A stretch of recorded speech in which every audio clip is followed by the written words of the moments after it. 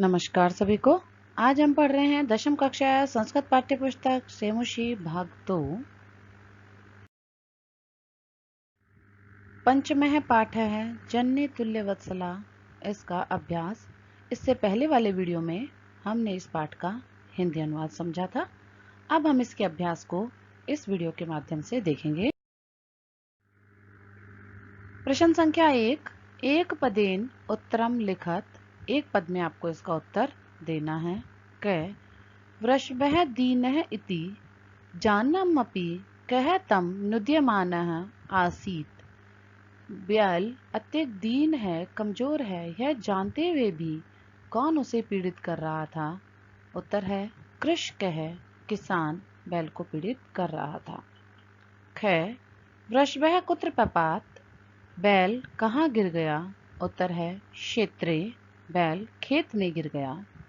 ग दुर्बले सुते कस्या अधिका कृपा भवती, कमजोर पुत्र पर किसकी अधिक कृपा होती है? उत्तर है मातुः, माता की अधिक कृपा अपने कमजोर पुत्र पर होती है। कयोः एकः शरीरेण दुर्बलः आसीत्, कौन एक शरीर से दुर्बल था? कि दोनों में से कौन एक था जो कि शरीर से दुर्बल था? उत्तर है बलिवर्दयो, दो बैलों में से एक बैल शरीर से दुर्बल था।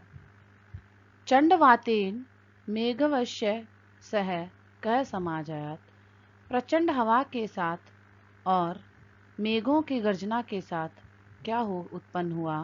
उत्तर है प्रवर्षः, वर्षा उत्पन्न हुई।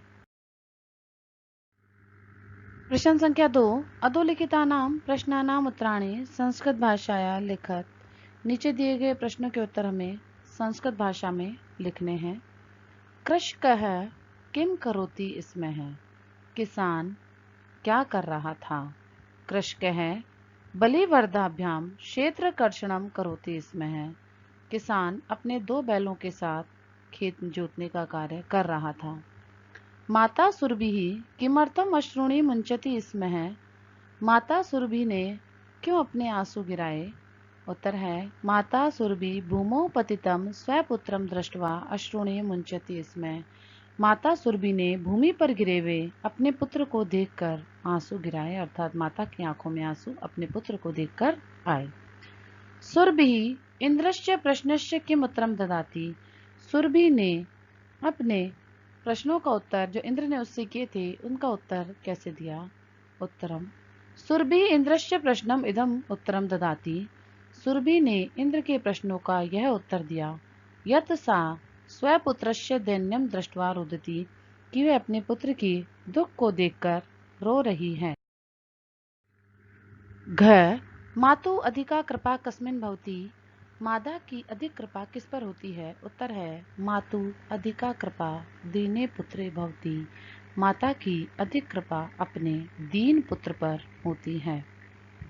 अंग इंद्रः दुर्बल वृषभस्य कष्टानि अपाकर्तुं किम कृतवान्, इंद्र ने दुर्बल अपने बैल के कष्ट को दूर करने के लिए क्या किया? इंद्र ने अपने दुर्बल बैल के कष्ट को दूर करने के लिए अतिवृष्टिम कृतवान, अत्यधिक बारिश की। च जननी कीदृशी भवति, माता कैसी होती है? उत्तर है जननी सर्वेषु अपत्येषु तुल्य वत्सला भवति, माता सभी पुत्रों पर समान प्रेम वाली होती है। 6 पाठे अस्मिन् कयो संवाद है विद्यते, इस पाठ में किसका संवाद है? उत्तर है पाठे अस्मिन् सुरभि इंद्रयो संवाद है विद्यते, इस पाठ में सुरभि और इंद्र का संवाद है। प्रश्न संख्या 3, स्तंभे दत्तानां पदानां मेलनम ख्या स्तंभे दत्ते समानार्थकम पदे कुरुतः। स्तंभ 1 में कुछ पद दिए गए हैं और स्तंभ ख में कुछ पद दिए गए हैं, उन दोनों को हमें समान अर्थ के पदों के साथ मिलाना है, अर्थात कै पद का, कै स्तंभ का जो समान अर्थ है उसे ख स्तंभ में से हमें मिलाना है। कृच्छीण, इसका समान अर्थ है काठिन्येन, कठिनता से, कृच्छीण भी कठिनता से और काठिन्येन भी कठिनता से। चक्षुभ्याम, दो नेत्र, तो नेत्राभ्याम, दो नेत्र समान अर्थ है।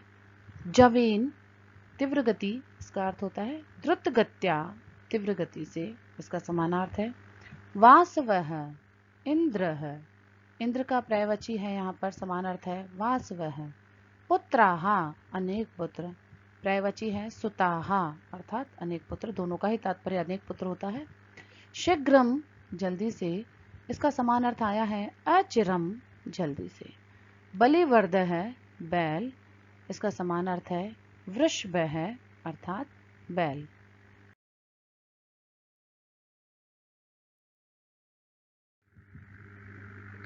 प्रश्न संख्या 4, स्थूल पदम आधृत्य प्रश्न निर्माणम कुरुत। स्थूल पद के आधार पर आपको प्रश्न निर्माण करना है। क, सह कृच्छेण भारम उद्वहति, वह कठिनता से भार को उठाता है। प्रश्न क्या बनेगा, वह कैसे भार को उठाता है, तो इसलिए हम प्रश्न में लिखेंगे कथम, कथम भारम उद्वहति। सुराधिपः ताम अपृच्छत, सुराधिपः पुरलिंग प्रथमा एकवचन है और किम शब्द का पुरलिंग प्रथमा एकवचन होता है कह। प्रश्न बनेगा कौन उससे पूछा, तो यहाँ आएगा कह ताम अपृच्छत। ग, अयम अन्येभ्यो दुर्लभ है, यह दूसरों से कमजोर है। अन्येभ्यो चतुर्थी विभक्ति एकवचन का पद है, तो यहाँ भी चतुर्थी विभक्ति एकवचन किम शब्द में प्रश्न बनेगा केभ्य है, केभ्य है अन्येभ्यो दुर्लभ है। घ, धेनुनाम माता सुरभि आसीत, धेनुनाम स्त्रीलिंग सप्तमी बहुवचन है, स्त्रीलिंग सप्तमी बहुवचन प्रश्नवाचक बनेगा कासाम, किम शब्द में से कासाम। कासाम माता सुरभि आसीत, किनकी माता सुरभि थी। सहस्त्राधिकेषु पुत्रेषु सत्वस्वपि सा दुखी आसीत, यहाँ सहस्त्राधिकेषु प्रश्नवाचक है, यहाँ सहस्त्राधिकेषु संख्यावाचक है, संख्यावाचक होने से इसका प्रश्न बनेगा कतिषु या कियत्सु। संख्यावाचक होने पर कति और सप्तमी विभक्ति के साथ है, इसलिए कतिसु या कियत्सु, कितने पुत्रों की माता दुखी थी। प्रश्न संख्या 5, रेखांकित पदे यथा स्थानम संधि विच्छेदम वा कुरु। रेखांकित पद के स्थान पर यदि विच्छेद है तो संधि बनानी है और संधि के अलावा पद है तो विच्छेद बनाना है। कृषकः क्षेत्र कर्षणेन कुर्वन् आसीत, यहाँ पर कुर्वन् आसीत शब्द है, संधि होगी कुर्वन्नासीत, ठीक है। तयोरेक है, विच्छेद करेंगे तयोः धन एक है, विसर्ग संधि। तथापि वृषय न उत्थित है, न धन उत्थित है, गुण संधि। नोत्थित है, संधि हो जाएगी। सत्वस्वपि, यहाँ पर यण संधि है, सत्सु धन अपि।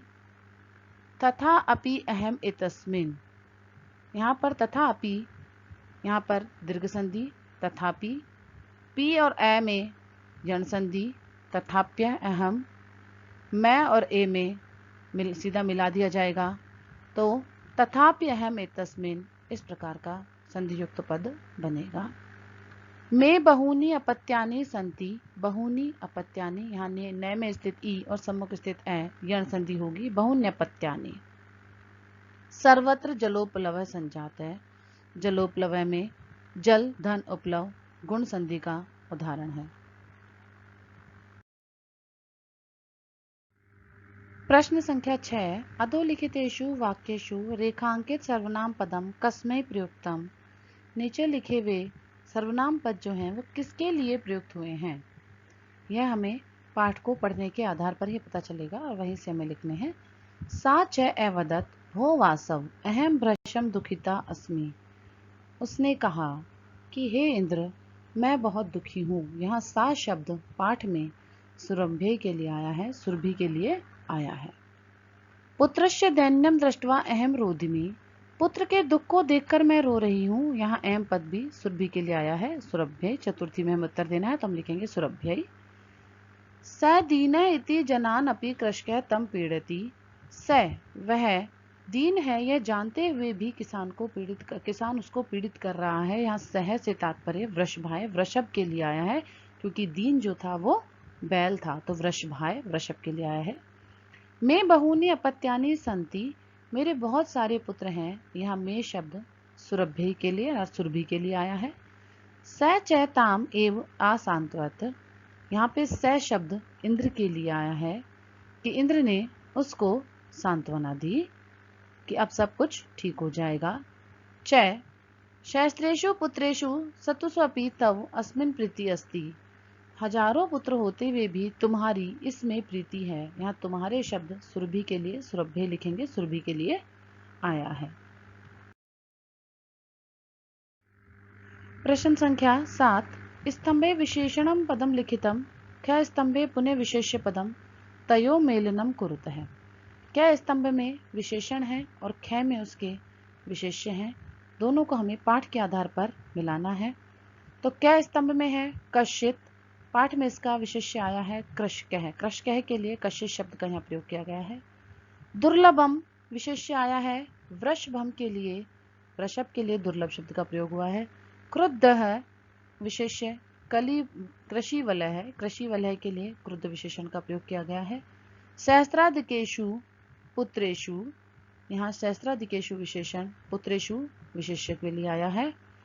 अभ्यधिकाः कृपाः, कृपा के लिए अभ्यधिकाः विशेष्य का प्रयोग किया गया है। विस्मितः आखंडलः, यहाँ विस्मितः शब्द आखंडल के साथ में विशेष्य के साथ में प्रयोग हुआ है। तुल्यवत्सलाः जननी, तुल्यवत्सला विशेषण जननी के लिए प्रयोग किया गया है। इस प्रकार विशेषण और विशेष्य को हम यहाँ पर मिलाते हैं। यहाँ हमारा जननी तुल्य वत्सला नाम का पाठ समाप्त होता है।